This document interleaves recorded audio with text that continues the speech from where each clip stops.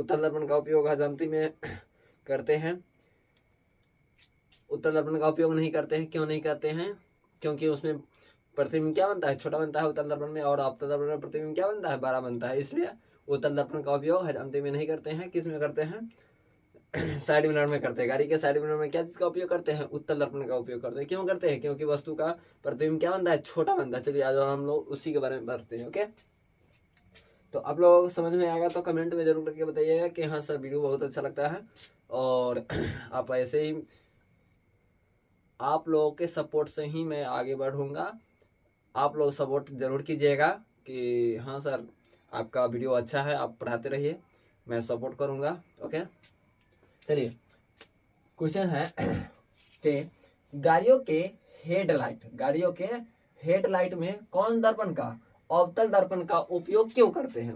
गाड़ी के हेडलाइट होता है ना, अगली का लाइट, जो हम लोग चलाते हैं, गाड़ी 4 चक्का हो, मोटरसाइकिल हो, 2 चक्का हो, वो चलाते हैं, तो उसका उपयोग कहाँ करते हैं? हेडलाइट में। तो क्या चीज का? अवतल दर्पण का उपयोग करते हैं। क्यों करते हैं उसके बारे में आज जानेंगे। ओके, तो जानते हैं हम लोग क्यों करते हैं। ठीक है, उपयोग क्यों किया जाता है। जब प्रकाश की किरण को फोकस से भेजा जाता है, क्या चीज से भेजते हैं? फोकस से भेजते हैं, तो वह प्रधान अक्ष के क्या हो जाती है? समांतर होती है। तो वह किसके समांतर होती है? देखिए, ये आपका ये हो जाएगा अवतल दर्पण, ये क्या हो जाएगा? अवतल दर्पण, ये हो जाएगा आपका क्या? जानते हैं ना, प्रधान अक्ष। ठीक, बहुत अच्छी बात। ओके, इसे क्या कहते हैं? ध्रुवपोल। ओके, और जैसे ही क्या कहा जाता है, यहाँ पे मान लेते हैं फोकस है, ये क्या है? तो हम क्या बोले हैं? फोकस से भेजते हैं। जब प्रकाश की किरण को किससे भेजते हैं? तो फोकस से भेजेंगे, तो परावर्तन के बाद किसके समांतर जाएगा? प्रधान अक्ष के। जब हम प्रकाश की किरण को फोकस से भेजते हैं तो वो क्या होती है? प्रधान अक्ष के समांतर गुजर जाती है। किसके समांतर गुजरती है? प्रधान अक्ष के समांतर। और जब प्रधान अक्ष के समांतर भेजते हैं अवतल दर्पण में, तो वो फोकस से होकर गुजरता है। जब प्रधान अक्ष के समांतर भेजते हैं तो फोकस से होकर गुजरेगा, और जब फोकस से भेजते हैं तो वो प्रधान अक्ष के समांतर जाता है। ओके, कब? परावर्तन के बाद। चलिए, जब प्रकाश की किरण को फोकस से भेजा जाता है, जब प्रकाश की किरण को फोकस से भेजा जाता है, तो वह किसके? प्रधान अक्ष के समांतर, किसके? प्रधान अक्ष के समांतर हो जाती है। इस गुण के कारण अवतल दर्पण का उपयोग हम लोग क्या चीज में करते हैं? गाड़ियों की हेडलाइट में। हेडलाइट जानते हैं? अगिल का, जो आगे हम लोग चलाते हैं, हेडलाइट आगे बड़का हो रहता है, जो हम लोग रात के अंधेरे में जाते हैं तो रोशनी हम लोग दिखाता है गाड़ी को चलने के लिए, वो हेडलाइट। ओके, नहीं कि साइड मिरर में हम अवतल दर्पण का उपयोग नहीं करते हैं। किसका करते हैं? उत्तल दर्पण का उपयोग करते हैं। बंद कर देते ठीक रहती है। वीडियो चालू है। उत्तल दर्पण का उपयोग स्ट्रीट लाइट का मतलब आप लोग जानते हैं? जो आप लोग रोड में लगा रहता है, बड़े बड़े पोल पर रहता है, तो स्ट्रीट लाइट लगा रहता है ना। मगर क्यों लगा रहता है? तो इसमें क्या होता है, जब प्रकाश को भेजते हैं ना, तो परावर्तन के बाद वो क्या होती है? फैलती है। इसमें तो एक बिंदु पर क्या होती है? जमा होती है ना, एक बिंदु पर क्या होती है? जमा होती है। इसलिए अवतल दर्पण को अभिसारी दर्पण कहते हैं। एक बिंदु पर जमा होगा, उसे अवतल दर्पण को अभिसारी कहा जाता है। मगर एक बिंदु से फैलेगा, चारों तरफ क्या होगा? फैलेगा परावर्तन के बाद, तो वो अवतल नहीं उत्तल दर्पण कहते, तो उत्तल दर्पण का अपसारी कहा जाता है। चलिए, तो इसीलिए स्ट्रेट लाइट होता है। स्ट्रेट लाइट जानते हैं? रोड के काट स्ट्रेट होता है ना, साइड में मतलब बगल में खंभा की तरह लगा रहता है, जो प्रकाश को क्या करता है? फैलाता है, रोड पर रोशनी हम लोग को दिखाता है। जैसे बल्ब लगा देते हैं रोड में, तो स्ट्रेट लाइन में होता है, जो पार्क में लगा रहता है, वह स्ट्रेट लाइन। ठीक है, लालटेन की तरह। ओके, तो चलिए, उत्तल दर्पण का उपयोग स्ट्रीट लाइन में क्यों किया जाता है? क्या कहता है? स्ट्रीट लाइन में क्यों किया जाता है? जब प्रकाश की किरणों को प्रधान और उसके समानांतर भेजी जाती है, जब किरण को किसके? प्रधान और उसके समानांतर भेजी जाती है, तो सभी परावर्तित किरण फोकस से लौटती हुई क्या होती है? प्रतीत होती है। किससे लौटती हुई प्रतीत होती है? फोकस से। इस गुण के कारण हम लोग उत्तल दर्पण का उपयोग क्या चीज में करते हैं? स्ट्रीट लाइन में करते हैं। मान लेते हैं ये उत्तल दर्पण हो गया। ये कौन सा दर्पण? उत्तल दर्पण, जिसका परावर्तक सतह क्या हो? उभरा हुआ हो। क्या हो? तो ये जैसे ही प्रधान अक्ष के समांतर भेजते हैं तो ये क्या होता है, फैलती हुई नजर आता है। क्या होता है, फैलती हुई नजर आता है। जब प्रधान अक्ष के समांतर हम भेजते हैं उत्तल दर्पण में तो क्या होती है, फैलती हुई नजर आती है। तो ये अब इसका उपयोग हम स्ट्रेट लाइन में करते हैं, इसका उपयोग। तो ये क्या करेगा, लाइट को चारों तरफ फैलाएगा। क्या करेगा, चारों तरफ फैलाएगा। इसीलिए हम लोग उत्तल दर्पण, अब एक ही तरफ रखेगा तो मान लेते हैं हम लगा देंगे, एक ही तरफ रोशनी देगा तो चारों तरफ दिखेगा नहीं, दिखेगा। इसलिए हम लोग उत्तल दर्पण का ही उपयोग करते हैं, क्योंकि वो फैलने का काम करते हैं। चलिए आगे आते हैं। उत्तल दर्पण का उपयोग साइड मिरर में, आप लोगों को बताया ना, अभी बताया ना कि साइड मिरर में करते हैं, मगर क्या कहता है हेडलाइट में, गाड़ी के हेडलाइट में कहेगा तो अवतल दर्पण का हेडलाइट अवतल दर्पण, हेड अवतल, मगर साइड में रहना उत्तल, साइड में रहेगा कौन, उत्तल। साइड मिरर, जैसे 4 चक्का हो गया तो ऐना लगा रहता है।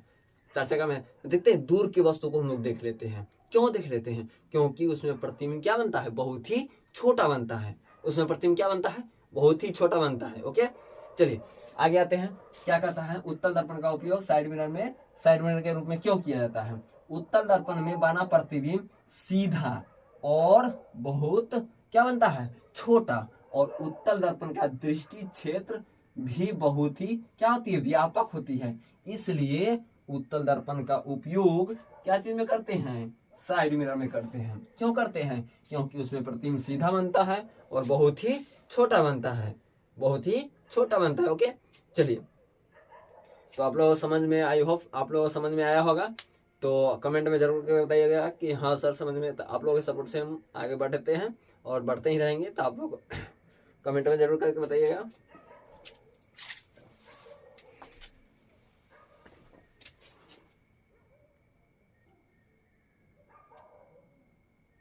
न लिखा है। चलिए चिन्ह परिपाटी क्या कहता है आप लोगों को चिन्ह परिपाटी में क्या कहा जाता है, आप लोग हम अच्छी तरह से समझा देते हैं। ओके, और आप लोग अच्छी तरह से समझ भी जाइएगा। ओके, देखिए रटने से अच्छा होता है समझना। समझ लीजिएगा तो वो चीज़ रटने में बहुत ही आसान होता है, और नहीं समझा हुआ चीज़ रटने में बहुत हार्ड पड़ता है। तो अच्छी तरह से समझे रहिएगा तो रटने में एकदम आसान पड़ेगा। रटने या समझ करके याद करने में बहुत ही आसान होता है कोई भी विद्यार्थी का।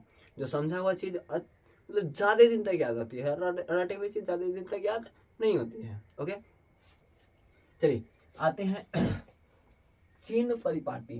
ये क्वेश्चन तो बहुत ही VVI है, क्योंकि ये याद रहेगा तो आप लोग कैसे भी दूरिया दिया रहेगा, कैसा होता है, धनात्मक होता है, ऋणात्मक होता है, कैसे होता है, आप लोगों को जरूर पता चल जाएगा। जैसे मैथ में हम लोग पढ़ते हैं, मैथ में क्या पढ़ते हैं, जैसे यह होता है x और y, यहाँ पे भी x डैश होता है, और ये क्या होता है y डैश।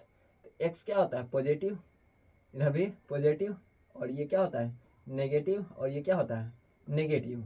ओके, तो प्लस प्लस होता है आई में क्या होता है प्लस माइनस, और आई में क्या होता है माइनस माइनस, आई में क्या होता है माइनस माइनस, और आई में क्या होता है माइनस और प्लस। ओके, ये तो आप लोगों को मैथ में बता दिए होंगे सर। इसको क्या कहते हैं, ध्रुव, पोल, मुख्य अक्ष। ओके, चलिए चिन्ह परिपाटी इसी के थ्रू हम लोग और समझ जाएंगे। ये याद रहेगा तो भी समझ जाएंगे, और अवतल दर्पण में भी समझ जाएंगे। ओके, कहता है चिन्ह परिपाटी में क्या कहा जाता है। चिन्ह परिपाटी क्या है, तो गोलीय दर्पण में वस्तु का प्रतिबिंब कभी आगे तो कभी क्या बनता है पीछे, कभी आगे बनेगा तो कभी क्या बनता है पीछे बनता है। तो आप लोगों को पता है कि उत्तल दर्पण हो या अवतल दर्पण हो, चिन्ह परिपाटी सबका नियम एक जैसा लागू करता है। तो उत्तल दर्पण में कभी आगे बनता है तो कभी पीछे बनता है, अवतल दर्पण में कभी आगे तो कभी पीछे बनता है। ओके, कभी आगे तो कभी पीछे बनता है। आप लोगों को पता है कि जब वस्तु को फोकस और ध्रुव के बीच रखते हैं तो उत्तल दर्पण के क्या बनता है पीछे बनता है। उत्तल दर्पण के क्या बाईं तरफ बनता है तो पीछे बन रहा है, सॉरी दाईं तरफ बनता है, तो अवतल दर्पण क्या पीछे बन रहा है। ओके, इसीलिए गोलीय दर्पण में कहा जाता है कि प्रतिबिंब कभी आगे तो कभी पीछे बनता है। अब कभी कैसा बनता है उल्टा, तो कभी सीधा भी बनता है। तो देखते हैं आप लोग कभी जैसे प्रतिबिंब रख देते हैं वक्रता केंद्र पर रखते हैं, तो वक्रता केंद्र क्या बनता है नीचे, मतलब कि उल्टा बन गया, इसी का उल्टा क्या बनता है, नीचे बनता है, नीचा हो गया उल्टा हो जाता है। तो आप लोग बता देंगे अच्छी तरह से, इसमें अभी समझाएंगे अभी जस्ट। ओके, तो क्या कभी उल्टा तो कभी सीधा बनता है। इस स्थितियों में अंतर स्पष्ट करने के लिए एक परिपाटी की आवश्यकता हुई, मतलब कि इसको हम अंतर अच्छी तरह से स्पष्ट कर सके, हम जान चुके, मतलब जान सके कि हमें याद कैसे, मतलब कि याद रहे कि वस्तु को कैसे बनता है, उल्टा बनता है मगर पॉजिटिव होता है कि नेगेटिव होता है, इसको हम अच्छी तरह से याद रख सके। इसलिए हमें क्या चीज की आवश्यकता पड़ी, चीन परिपाटी की। क्या चीज की आवश्यकता पड़ी, एक परिपाटी की, जिसे हम लोग क्या कहते हैं, चीन परिपाटी, जिसे हम लोग क्या कहते हैं, चीन परिपाटी। इस परिपाटी के अनुसार क्या कहा जाता है, सभी दूरियां कहाँ से, ग्रुप में मापा जाता है। सभी दूरियां क्या होता है, ग्रुप में। सभी दूरियां क्या चीज में मापा जाता है, ग्रुप में। ओके, क्योंकि सभी दूरियां कहाँ से लेते हैं, ध्रुव से, इसलिए क्या कहते हैं, सभी दूरियां क्या कहते हैं, ग्रुप में मापा जाता है। आगे क्या कहता है दूसरा नंबर, आपतित किरण की दिशा में मापी गई दूरियां क्या होती है, धनात्मक होती है। अब देखिए ये मान लेते हैं अवतल दर्पण, क्या मानेंगे, अवतल दर्पण। ओके,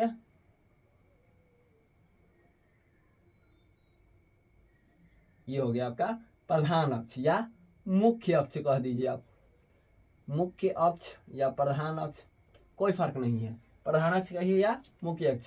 इसे हम लोग क्या कहते हैं, ध्रुव पोल, इसे हम लोग क्या कहते हैं, फोकस, इसे हम लोग क्या कहते हैं, केंद्र। ओके, चलिए तो देखिए इसके अनुसार यहाँ पे क्या होगा, यहाँ पे इसके ऊपर जो भी रहेगा और इसके, ये हमेशा पॉजिटिव में मापा जाएगा। क्या चीज में मापा जाएगा, पॉजिटिव मतलब धनात्मक में।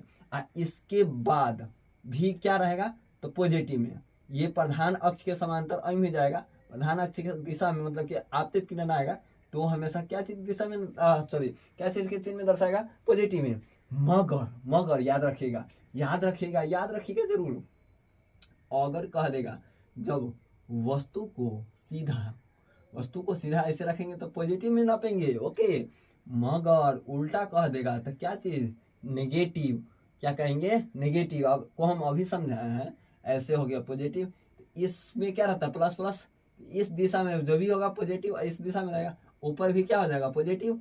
मगर इस नीचा रहेगा, इसके नीचा क्या होगा, नेगेटिव, और इसको ये दिशा में, इस दिशा में नेगेटिव। ओके, और इस दिशा में उल्टा दिशा में भी नेगेटिव। ओके, चलिए तो प्रथम समझ गए कि सभी दूरियां कहाँ क्या चीज होती है, ग्रुप में मापा जाता है। आपतित किरण की दिशा में मापी गई दूरियां क्या होगा, धनात्मक होगा। तो आपतित किरण की दिशा, अब बताइए आप लोग, अब खुद आप लोग बताइएगा। तो आपतित किरण की दिशा ये होता है, आपतित किरण की दिशा तो अम ही जा रहा है, आपतित किरण इस दिशा में, तो क्या होगा, धनात्मक में होगा, क्योंकि ऊपर जा रही किरण ये इधर जाएगा, ये क्या होता है, धनात्मक होता है। और ऊपर प्रधान अक्ष के ऊपर अब क्या कहता है, आपतित किरण की विपरीत दिशा में। अब बताइए इधर आपतित किरण के विपरीत दिशा में आएगा, इस बगल आएगा, इस बगल क्या होगा, माइनस। तो आपतित किरण के विपरीत दिशा माइनस, आपतित किरण की दिशा धनात्मक, और आपतित किरण के विपरीत दिशा ऋणात्मक। अब देखिए प्रधान अक्ष उसके ऊपर वाली धनात्मक माना जाता है, प्रधान अक्ष के, अब ये तो प्रधान अक्ष, अब ये बताए प्रधान अक्ष के ऊपर जो भी रहेगा, प्रधान अक्ष के इधर है या इधर है, मान्य नहीं है, मर क्या माना जाएगा, प्लस। और नीचे प्रधान अक्ष के नीचे, अब नीचे रे बाबू, नीचे, तो नीचे क्या माना जाएगा, इधर है या इधर है, हमको मानने नहीं है, माइनस। ऊपर प्लस, ये आपतित किरण की दिशा में प्लस, और नीचे क्या होगा, माइनस, और विपरीत दिशा तो माइनस, विपरीत दिशा माइनस, और नीचे प्रधान अक्ष के नीचे माइनस, प्रधान अक्ष के ऊपर प्लस।